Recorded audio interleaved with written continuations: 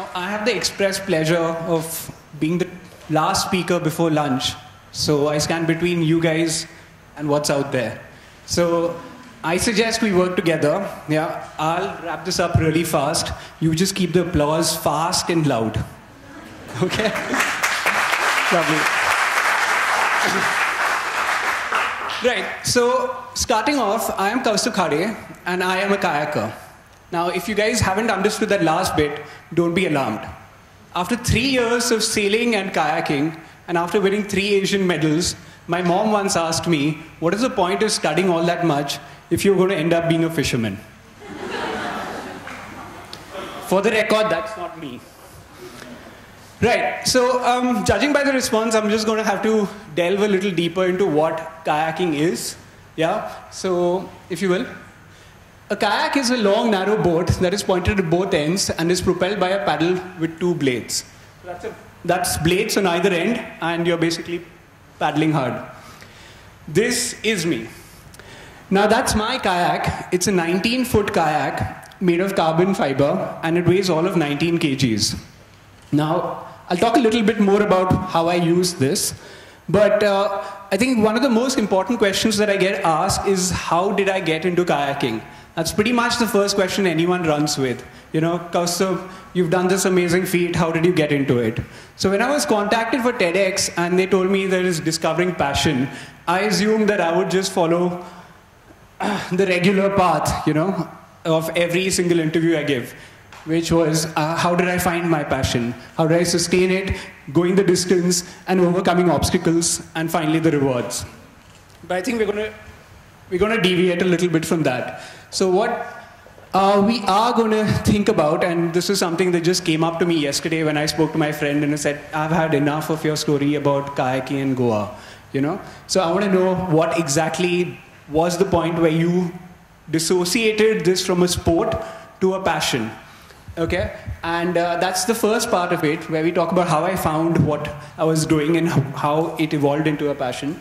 The second is how it changed me, because I think the second thing and what we need to realize is that you can find your passion pretty easily, but then over time, your passion changes you. Yeah, and you have to evolve with it. And that's the only way that you keep a certain barrier in mind or keep an objective and keep changing that over the years. And finally, what I did. So, if you will, yeah. How I found my passion, I've been kayaking for quite a while now, yeah, but it wasn't until I think 2012 when I was down in Thailand representing India that I firmly believed that this sport is something that I feel very, very strongly about. So training for the Asians, we had a week to get a team together after the nationals and we were selected, and it was a rather diverse team. So we had people from, I think, about 8 different states competing. Just for fun, my boss at work got fired that week. So I was juggling a really hectic work schedule and a hectic kayaking schedule. So I'd wake at 5 in the morning, drive about 35 kilometers down to train for a couple of hours, then drive back 30 kilometers to work till after lunch. After lunch, I was back at the training facility. We trained for another couple of hours, then I'd be back at work. If by 11 o'clock I called it a day, that was like a good day. While training was going on, one of these days we had a meeting that you just didn't want to be late for. It also happened to be the day that my national coach decided to say endurance training, which meant that I was going to be on the water for even longer. So the minute I got hold of a phone, I texted somebody at work and said that, listen, I'm part of the Indian team, I'm training for the Asian Championship, and I'm going to be late today because there's endurance training. They texted back, how does this help the company? So a month later, I quit the company. This is what I chose to spend my time doing. Okay? 12 guys to a boat. It's a 300 kg boat that you take out, and then you're paddling away for 2 to 3 hours before you give in. Now, before I went to Thailand, it was just this. And there was a lot to be learned on the national team because all of these guys had a wealth of experience that I didn't have. So I'd keep my head down, okay, keep my eyes open and just listen in and learn from everybody else who's senior to me. But then the minute we went to Thailand, things change altogether. And that in the middle with the cap, that's me. Things change altogether. And when you're seconds away from winning, or you feel that India is going to lose by just a couple of paddle strokes, you just scream your lungs out. I was the quietest guy in India. I was the most vocal guy in Thailand. But the beauty of the perseverance, and we did quite a lot there. To give you an example, we would run a 500-meter run. Then we'd jump straight onto a bigger boat, do a 2-kilometer run. After that, it was mixed racing, another 2-kilometer run. The perseverance was just insane. And after every race, we followed it up with another race. We didn't know how to stop, but in the end, it paid off. And India won 6 silver medals and 3 bronze medals at our maiden attempt. Can you go back? Yeah, I won 2 silvers and 1 bronze at that event. Next. For all the times that you've been in a theater and you've heard that national anthem and you're like, oh my God, I could have come a little late. We would have done anything for the national anthem to be played out for first place at Thailand. And that is kind of us, 12 guys to a boat, pulling water harder than we could possibly do, pulling for an idea that we believed was bigger than us. We were pulling for a nation of 1 billion people who had no idea where we were or what we were doing.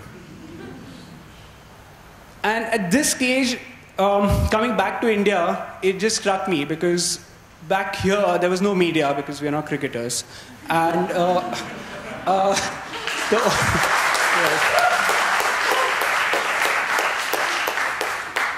the only paper that ran with us was Midday because my friend knew somebody who worked at Midday, sort of. So I ended up asking myself what it is that I really wanted. And it was at this stage that my passion kind of changed me. And I got these 3 answers. I want a kayak. I want recognition for a sport that I'm doing, in this case, kayaking. And I wanted the youth to take up a sport. And this could be absolutely any sport. The answer came to me in the form of a book. And once I read this book, I decided that what I wanted to do was to do the longest solo kayaking by an Indian in the fastest possible time. So I decided to go kayak from Bombay to Goa, a stretch that quite a few people from Bombay have been doing. I just decided to do it over water. And I estimated it at around 500 kilometers. I thought I would do 20 days of paddling at about 25 to 30 kilometers a day, taking breaks.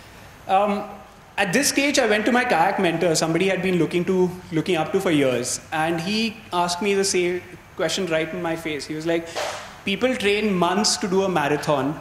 You want to do 20 marathons consecutively? I said yes. He said, why don't you just go back to your cushy job, okay, and try again next year? So I put my job on hold. Then began this epic journey on handling everything that we needed to do for this expedition. So I learned how to import a kayak because the kayak instructor was also the guy who would import the kayak, and now that he'd said no, I had to go about finding my own way. I handled customs, I handled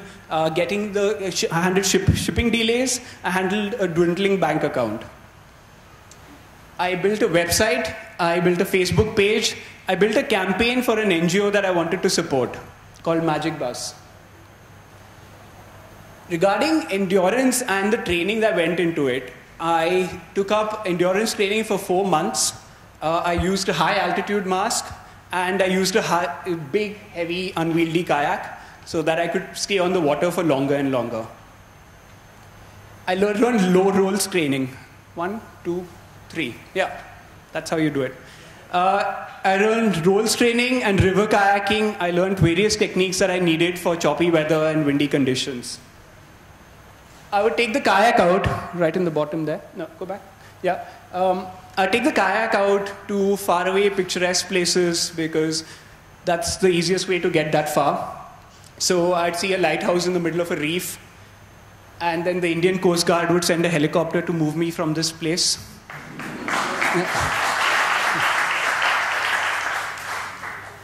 I even bumped into the Mumbai police who told me right to my face that they had a shoot-on-sight order in the place I was. Also good fun. finally, when the kayak arrived, I realized that this was the most unstable thing I'd bought. Yeah, so I ended up drinking half the Arabian Sea.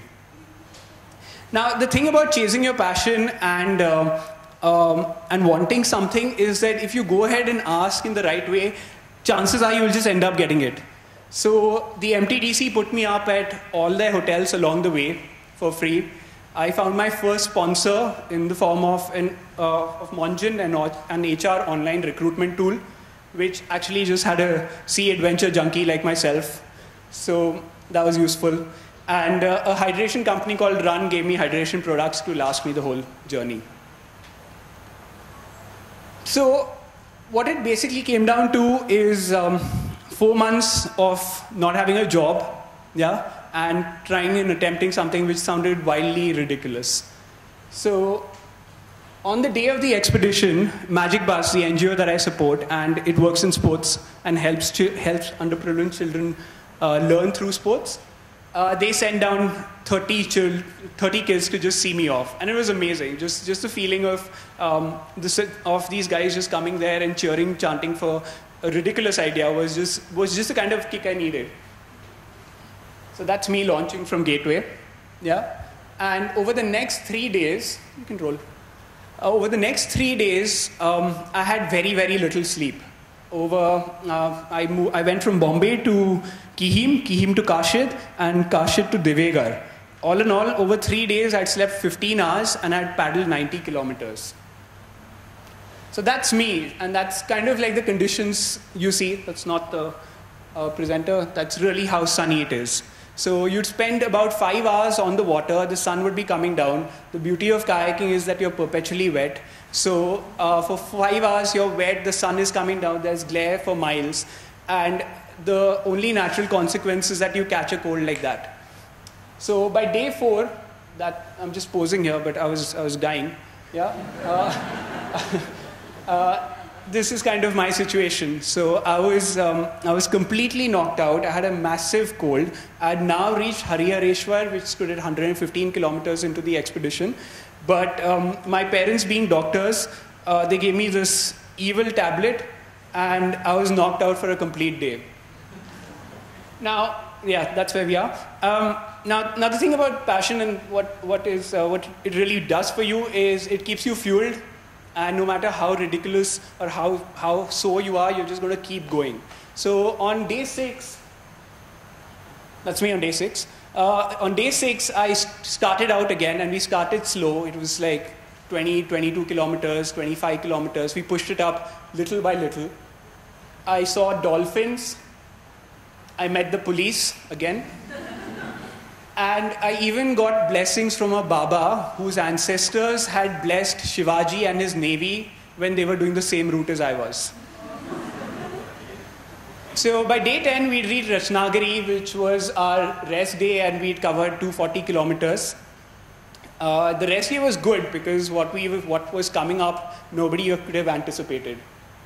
So this is me leaving Ratnagiri pretty happy with myself. What I didn't know is that my safety boat would make me do 10 kilometers in extreme weather, whereas I wanted to save those 10 kilometers for later.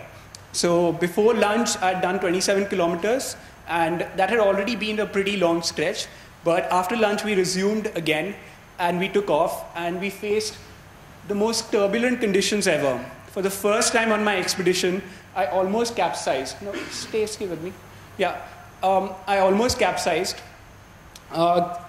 Getting into the beach, I crash landed while my safety boat went for safety.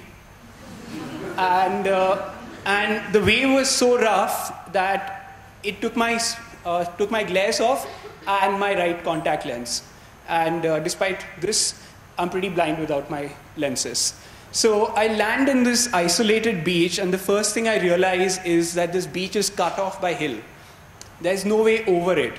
So for miles, all I see is just like a strip of hill, and I can't get around this. Now, just for fun, I have no water, I have no food, I have no cell phone. It was a different thing, there was no network. I don't have a torch. The sun is going down really fast.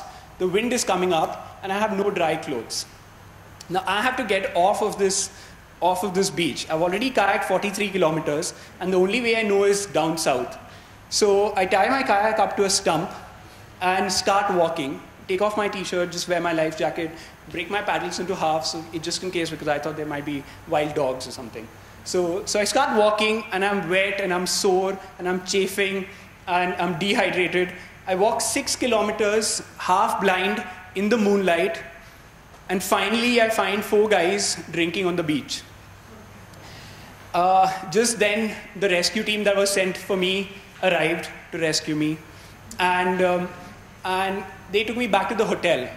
And back at the hotel manager comes out, greets me, and he says, "I'm really glad that you made it, because that particular spot that you chose to land on is plagued by 6 leopards." Yeah, rather good fun.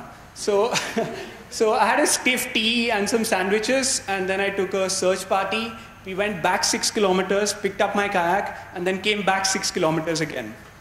Arguably my most fun day, if you will. Yeah, next. The next day we went down to the same beach, and I kid you not, that is, we found about 5 dead sea turtles, which would outweigh me, and the spinal bone of a whale. I'm a size 9. Finally, and with all these kind of crazy experiences, by day 17, we finally made it to Goa. It was the first day that I wore a nice, clean t-shirt, and it was a pretty good experience. So finally, we landed in Goa. I'll admit it, I crash landed, but I had my feet on the ground, and I'd completed my expedition. Now, setting out, I had 3 main objectives. One was I wanted to kayak, I wanted recognition for kayaking, and the third is I wanted youth to take up sports. So, yeah, shall we? I'd now kayaked in the most picturesque spots that I could possibly imagine, with water so blue it was ridiculous. I'd now been covered, and with me kayaking, I had been covered by Red Bull, by Sports Illustrated, Hindustan Times, TOI, the whole gamut radio shows. So I'd achieved that. And finally, I raised and donated 67,000 rupees for Magic Bus, the NGO. And with that, I hope they proceed to get underprivileged children to go out there and play sports.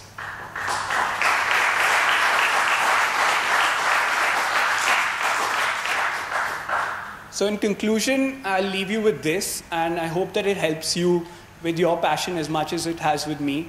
In order to find new oceans, one must lose sight of shore. Okay? So I hope you stay focused on your passion and paddle hard.